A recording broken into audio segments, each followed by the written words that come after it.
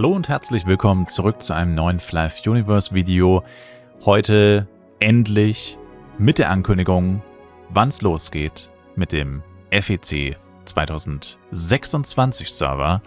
Also die Frage, wann startet der Server, kann jetzt endlich beantwortet werden. Zumindest der festgelegte Startzeitpunkt ist 9:30 Uhr UTC.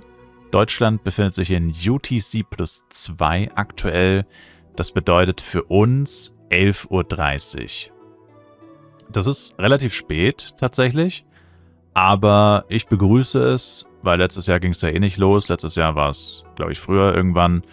Ja, und dann haben wir 2 Stunden gewartet. Ich sage mal so, habe ich auch schon die ganze Zeit gesagt, lieber einen späteren Zeitpunkt angeben, lieber die Serverwartung länger laufen lassen und dann geht es auch wirklich los und nicht, dass dann alle da sind und dann wartet man einfach nur und das geht nicht los. Also 11:30 Uhr deutsche Zeit ist der aktuelle Stand. Es könnte theoretisch früher losgehen, würde ich mich aber nicht drauf verlassen. Also ich meine, grundsätzlich kann die Serverwartung natürlich auch ein bisschen früher beendet werden. Ich würde jetzt nicht drauf unbedingt wetten, aber wer auf Nummer sicher gehen will, kann ja, sage ich mal, mindestens eine halbe Stunde vorher schon ready sein, so ungefähr. Aber davon würde ich, wie gesagt, nicht ausgehen. Genau. Es startet ein Spring Point Exchange Event, zusätzlich dazu, dass die FEC-Server geöffnet werden. Außerdem gibt es natürlich Cache-Up-Update und gut, Datenbank-Wartung. Ist jetzt für uns nicht so relevant. Dann gibt es eine FEC Special Top-Up Promotion, allerdings nur mit einem Zahlungsanbieter, und zwar MyCard. Da findet ein Event statt vom 23. April bis zum 17. Mai. Man muss spezifische Beträge aufladen, um zusätzliche Ingame-Belohnungen zu bekommen. Die sind allerdings limitiert. Und alles ist natürlich seriengebunden und Bonus-F-Coin werden nicht dazugezählt. Ja, ob das für euch relevant ist, ist halt die Frage. Also MyCard hat, glaube ich, auch so ein besonderes Ding, dass man da mehr aufladen kann, also höhere Beträge und so. Hier unten wird es auch alles erklärt. Ja, keine Ahnung, müsst ihr selber mal gucken. Ist jetzt halt nicht wirklich ein gängiger Zahlungsdienstleister, den man jetzt hier in Deutschland oder generell wahrscheinlich irgendwo anders wirklich benutzt. Ob sich das für euch lohnt, ist halt die Frage. Also man kriegt schon relativ viel, allerdings ist es halt limitiert, wie gesagt, also muss man halt aufpassen. Ich weiß nicht ganz genau, wie man das erfährt, dass es nicht mehr vorhanden ist. While supplies last.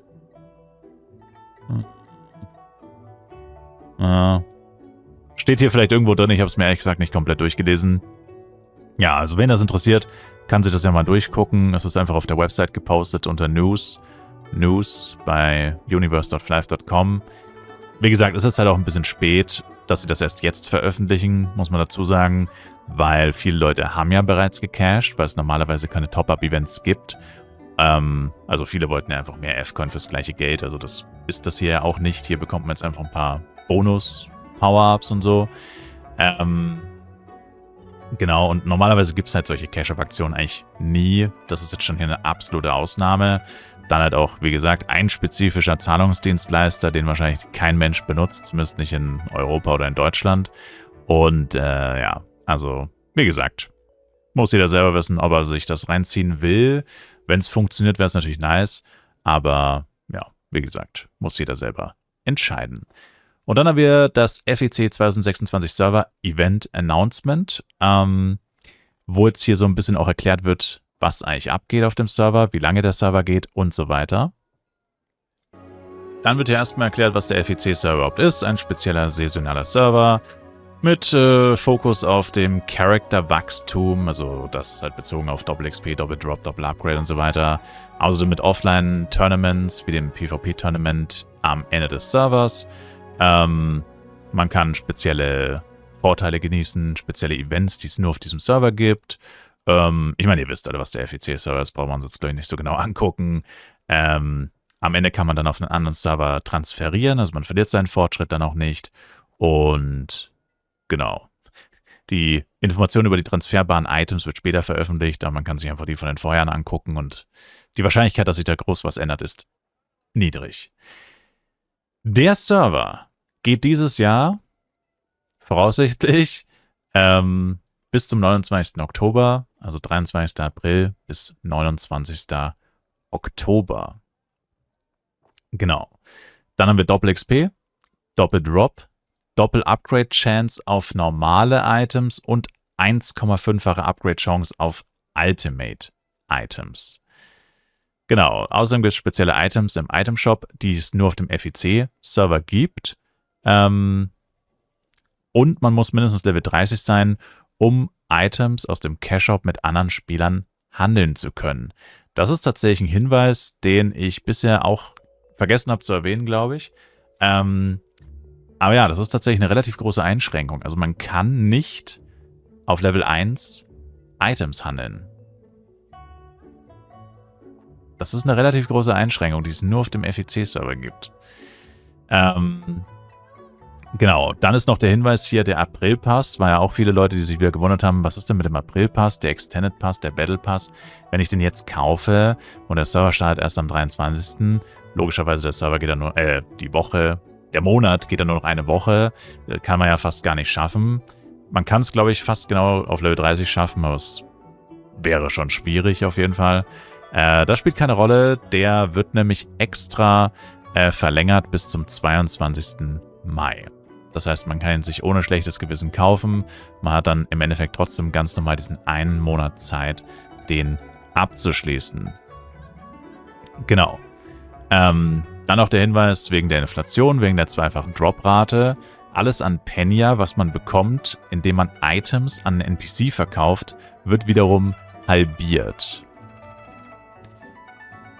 Ist zwar nett, es gibt trotzdem eine extreme Inflation, weil das Problem ist ja, du hast ja nicht nur eine doppelte Droprate, du hast ja noch die Droprate, die durch die FEC-Flask oder auch Penya-Flask hinzukommen. Das heißt, effektiv hast du trotzdem viel mehr Inflation als auf den normalen Servern. Aber ja, nicht wundern, falls ihr euch denkt, auf Borodeng verkaufe ich ein volles Inventory und krieg 20 Mio und auf dem FEC sind es nur 10. Der Grund dafür ist diese Einschränkung, würde ich es jetzt mal nennen. Dann, Level Achievement. Während dem Event kann man spezielle Belohnungen für das Erreichen bestimmter Level bekommen und dieses Event läuft vom Anfang des Servers bis zum Ende des Servers, hat also keine zeitliche Beschränkung. Also die zeitliche Beschränkung ist der Server selbst eine zeitliche Beschränkung und geht natürlich jetzt bis 190. Hier haben wir auf Level 16 zum Beispiel den ersten Titel. Da haben auch schon Leute gefragt, wann es den ersten Titel gibt. Ich habe gesagt Level 60, weil erst ab 60 gibt es Stats, ab Level 15 ist theoretisch der erste Titel, aber der bringt halt auch nichts. Ja, ihr seht selber, es ist jetzt nicht so gewaltig. Ich würde sagen, so die erste richtig geile Belohnung ist Level 80. Da kriegt man 10 Amplis zum Beispiel geschenkt. Auf Level 110 kriegt man 10 Smading-Boxen. Auf Level 120 kriegt man 30 Smading-Boxen. Ach, Char-Taktik, by the way. Genau, die Titel sind nicht schlecht, weil die geben dann noch Bonus-Stats, das ist ganz cool. Level 60er gibt halt nur alle Stats plus 3, das ist schon auch immer noch relativ wenig. Auf 140 gibt es dann immerhin alle Stats plus 5, 150 alle Stats plus 10, auf Level 165 alle Stats plus 15, 1000 HP, 5% Speed, 1 Crit-Rate, 1 Ausweichrate. Und der letzte Titel ist auf 190. Allerdings muss man dafür dann schon ein bisschen mehr machen. Und zwar muss man das Equipment Exchange Event abgeschlossen haben. Und zwar 5-mal eine Waffe und das komplette Set im Endeffekt. Dann erhöhen sich die Stats von dem 165er Titel nochmal auf alle Stats plus 20, HP plus 2000, Movement Speed plus 5, bleibt gleich, Crit-Rate 3, Ausweichrate 3. Und dazwischen gibt es dann nochmal Smelling-Scroll-Boxen für 170, Smelling-Scroll-Boxen für 180, sowie Amplifications für 175 und Amplifications für 185. Und ehrlich gesagt, das hier könnte nochmal wirklich Änderungen bei der Taktik von manchen Leuten hervorrufen, weil es gibt insgesamt einfach 90 extra Smading Scroll Select Boxen pro Charakter, wenn du mit all deinen Charaktern 180 erreichst. 90 Smading Scroll Boxen sind 9000 F-Coin mal 8 ist schon ordentlich. Da kommt ein bisschen was zusammen. Man muss halt alle seine Chars auf 180 bringen, aber wenn man das schafft, plus natürlich das andere, wobei das andere sind eigentlich nur Amplis, das andere relevant sind eigentlich nur Amplis, Aber ja, das ist schon ganz schön viel tatsächlich. Allerdings 8 Chars auf 180 zu kriegen, ist auch keine Kleinigkeit. Aber definitiv machbar, wenn man ordentlich reinspielt. Wichtig ist hier noch bei den Titeln, die geben ja Bonus-Stats. Diese Bonus-Stats verliert man automatisch, wenn der Server endet. Also auf anderen Servern kannst du zwar den Titel ausrüsten, hast dann aber keine Bonus-Stats mehr.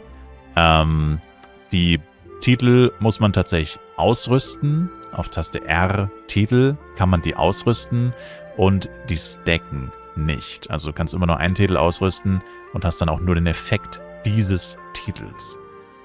Also nicht alle Effekte auf einmal. Genau. Und eben der letzte Titel ist nicht vom Level Achievement, also so wie ich das verstehe, du musst trotzdem 190 sein, das auf jeden Fall, aber das wird mit einem anderen Event zusammenhängen. Aber den bekommst du eben nicht hier. Deswegen steht hier bei den Konditionen nirgendwo was drin. Das heißt, die Konditionen bei den anderen Dingern ist einfach das Level erreichen. Beim letzten Titel muss man eben noch mehr machen, aber steht ja auch dabei. Genau. Dann Max Level Event. To celebrate, oder ja, ich sag's wieder auf Deutsch. Der erste, der 190 erreicht, der erste Spieler, der Level 190 erreicht, bekommt wieder eine Statue seines Charakters ausgestellt, zusammen mit einem Namensschild. Und diese Statue gibt dann einen Buff für 30 Minuten. Und das ist hier, genau, 4 Wochen nachdem das verifiziert wurde, wann derjenige das erreicht hat. Ich glaube, letztes Jahr war es dann, wann war das letztes Jahr? So Ende Mai müsste das dann gewesen sein, irgendwie so, oder Anfang Juni. Der gibt dann 5% XP, 5% Speed, 5 HP, alles Stats plus 5. 30 Minuten ist halt ziemlich nervig, weil man levelt ja in der Regel immer eine Stunde. Wenn du jetzt Amplis oder so oder Power-Ups generell aktivierst, dann levelst du ja eigentlich immer für 60 Minuten. 30 Minuten wurde, meine ich, letztes Jahr auf 60 dann erhöht. Ja, aber jetzt steht hier erstmal wieder nur 30. Und dann haben wir noch ein zweites Achievement. Und zwar gilt das für Leute, die upgraden.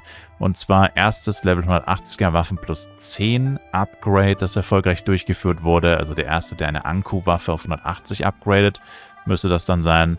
Und ja, das ist dann auch eine Statue für denjenigen. Und die Statue gibt Attack, Attack Speed, Crit Chance und Death.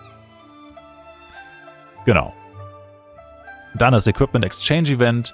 Während dem Event kann man, also auf dem FEC im Endeffekt einfach, kann man spezielles FEC-Equipment sich erspielen. Dieses Event läuft auch bis zum Ende des Servers und du musst Level 190 eben sein, deswegen stand es auch vorher beim Level Reach mit dem 190 dabei, um hier daran teilzunehmen. Und, wobei, beim Set musst du nur 185 sein, aber bei der Waffe musst du 190 sein. Komisch, warum hier unten oben dann 190 steht, weil es ja 2 Level. Aber egal, auf jeden Fall für den Titel muss der 190 sein. Plus du musst für den Titel Waffe und... Also ja, für den Titel auf jeden Fall. Für das Set anscheinend nur 185. Und du kannst das 180er Set in Gold umtauschen, wenn es plus 10 ist. Und die 180er Waffe muss Ultimate sein. Also Ultimate ist quasi plus 10 und dann in Ultimate umwandeln. 180er Set muss einfach nur plus 10 sein. Und... Genau, dann kannst du es umwandeln. Sehr interessant. Die Umwandlungen sind pro Charakter limitiert, außer bei Blade, der kann sich 2 Waffen holen. Genau. Und dann gibt es noch zusätzliche Belohnungen, die gab es letztes Jahr auch. Wenn du eine Sache eintauscht, also eine dieser Sachen hier, bekommst du eine Necklace plus 15 Box. Wenn du 2 Sachen umtauscht, Earring, 3 Sachen Ring, 4 Sachen nochmal Ohrring, 5 Sachen Ring. Hier muss man halt bedenken, das ist sehengebunden und da muss man ein bisschen aufpassen. Das habe ich letztes Jahr nämlich auch gemacht und ich habe es so oder so bereut. Aber sehengebundener Schmuck plus 15, wenn du den zerstörst für Staub oder du upgradest ihn noch und dann für Staub und Fragmente zerstörst, ist beides sehengebunden und das bleibt dann auch sehengebunden. Also, das ist echt nicht gut. Also das sollte man sich gut überlegen, was man damit macht, weil das ist dann, wie gesagt, sehengebunden. Genau. Ja gut, was da drin ist, Mental Gore Pasian, Demol Plug, Vigor Arex, Damn Inteli, also das ganz normale Standardzeug, nichts Besonderes. Genau. Der Inhalt der Box wird nicht transferiert, sondern nur die Box selber. Wenn du den Inhalt an sich transferieren möchtest, musst du ihn ausrüsten. Und ja, weitere Sachen werden dann noch mal in einem späteren Announcement gepostet. Dann PvE Ranking Equipment, Ranking Competition, also das PvE-Event, was man hier bekommen, was man sich hier auch erspielen kann.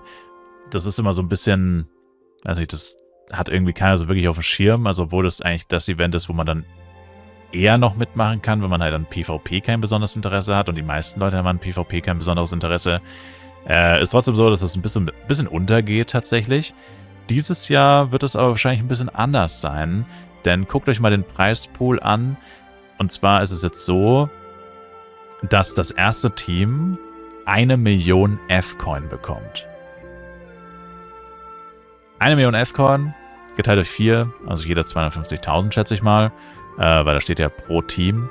Warum das zweite Team nur 40.000 bekommt, ist mir ein bisschen schleierhaft, weil der Unterschied zwischen, also Team 1 bekommt jeweils 250.000 F-Coin, Team 2 jeweils 10.000. Also ich finde, die Kluft zwischen Platz 1 und Platz 2 ist doch etwas extrem, würde ich mal meinen.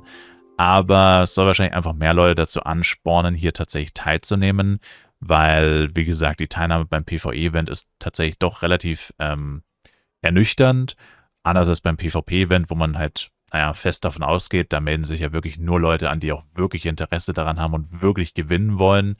Beim PvE-Event, ja, gut, effektiv wirst du natürlich auch gewinnen und effektiv, wenn du keine Chance hast, wirst du dich auch nicht anmelden, aber ja, es gibt ja viel mehr PvE-Spieler im Endeffekt und trotzdem melden sich sehr viele nicht an. Aber ja, interessante Preisgestaltung, wobei man sagen muss, so viel mehr als die letzten Jahre ist es wahrscheinlich eigentlich auch nicht, weil davor war es halt immer so, dass du noch die iPads und was auch immer gewinnen konntest. Das haben sie jetzt hier direkt gestrichen, jetzt gibt es halt einfach nur noch F-Coin. Aber ich vermute persönlich sowieso stark, dass die meisten Leute auf ihre Gewinne verzichtet haben, um F-Coins zu kriegen. Das wird nämlich bei Gala eigentlich immer angeboten, so, hey, wenn du das nicht willst, kannst du einfach F-Coin nehmen, so ungefähr. Genau. Dann PvP-Tournament ist ja auch schon mal grundsätzlich, ja, kurz beschrieben, wie es funktioniert, nicht im Detail, nicht detailliert. Wird es auch nochmal ein spätere Ankündigung geben, genau wie beim PvE-Event. Im Endeffekt, wenn man da wirklich dran Interesse hat, muss man auf die besonderen Ankündigungen warten. Das PvE-Event wird wahrscheinlich irgendwann irgendwann im Sommer gepostet, Juli, August vielleicht. Und das PvP-Event dann wahrscheinlich so Ende August, September, sowas in dem Dreh. Wie genau es dann wirklich abläuft. Hier ist jetzt nochmal so das grobe Format davon. Und wie man sich anmeldet, mindestens Character Level 175, gehen Level 20, es müssen 4 Spieler sein, kostet 10 Millionen Penya, kannst die Mitglieder nicht mehr ändern und so weiter. Genau. Hier haben wir auch die Preisstaffelung des Ganzen, und zwar, das ist irgendwie ein bisschen komisch aufgebaut. Also der erste Platz kriegt wieder $80.000, der zweite Platz wieder $20.000, der dritte Platz 10.000. Das sind Viererteams, das sind alle Beträge durch 4. Ist es pro Kopf Einkommen, das heißt wieder $110.000. Die Finalisten bekommen nichts. Dann, wenn man sich qualifiziert, bekommt man grundsätzlich jetzt erstmal auch nichts. Und genau, dann gibt es noch F-Coins für Teams, die sich hier qualifizieren. Allerdings nicht für Teams, die ins Grand Final einziehen. Also quasi für alle Teams hier unten. Deswegen, ich bin mir nicht sicher, ob ich es wirklich richtig verstehe. Es würde aber bedeuten, dass das 11. beste Team, also letztes Jahr waren es ja 10 Teams, das würde bedeuten, dass Platz 10 bekommt gar nichts und Platz 11 bekommt 8.000 F-Coin. Also 2.000 pro Kopf. Weil man natürlich sagen muss, naja, die bekommen nicht gar nichts. Sie werden in die Philippinen eingeflogen auf Kosten von Gala, verbringen dort eine gewisse Zeit, kostenlos, und spielen halt das Event. Also das ist ja auch was wert, ne? Und ich meine, gut, 2.000 F-Coins ist jetzt nicht die Welt. Aber ja, so ist es wohl, wenn ich das hier richtig verstehe. Aber wie gesagt, auch hier wird es nochmal separate Announcements geben. Genau. Hier unten gibt es dann noch die PvP-Schriften, die AGB sozusagen. Da steht ganz, ganz viel drin mit Visa und whatever. Ja, kann man sich durchlesen, wenn man jetzt wirklich Interesse an dem PvP-Event hat, was ja die meisten, wie gesagt, eher nicht haben. Und ja, das waren eigentlich auch schon die Infos von heute. Jetzt nichts Weltbewegendes, ehrlich gesagt. Das meiste davon wussten wir eigentlich schon. Das Einzige, was wir nicht hundertprozentig sicher wussten, war, wie lang genau der Server geht, also welcher genaue Tag jetzt das Ende ist und welche Uhrzeit zumindest der geplante Serverstart ist. Und das wissen wir jetzt. Genau. Und noch ein paar andere Sachen, wie das Gold-Equipment und so weiter. Aber ich sag mal so, das ist jetzt für den Serverstart auch ziemlich irrelevant, ob du das bis 180, 190 eintauschen kannst oder ob du das 180er oder 175er Set eintauschen kannst und so weiter und so fort. All diese Dinge, sag ich mal, spielen ja jetzt nicht wirklich eine gewaltige Rolle. Erstens siehst du es ja dann eh und zweitens, bis das mal relevant für die meisten Leute ist, vergehen erstmal 1, 2, 3 oder auch mehr Monate. Also, sag ich mal, das waren jetzt nicht die dringenden Infos. Die dringenden Infos waren wirklich Startzeitpunkt und ja, Rahmenbedingungen. Und ja, das war's. Ich sage danke fürs Zuschauen. Würde mich sehr über ein Like, Kommentar, ein Abo von euch freuen. Schaut wie immer im Livestream vorbei, Twitch-Links in der Videobeschreibung. Und dann viel Spaß auf dem FEC 2026 Server. Macht's gut rein und ciao, ciao.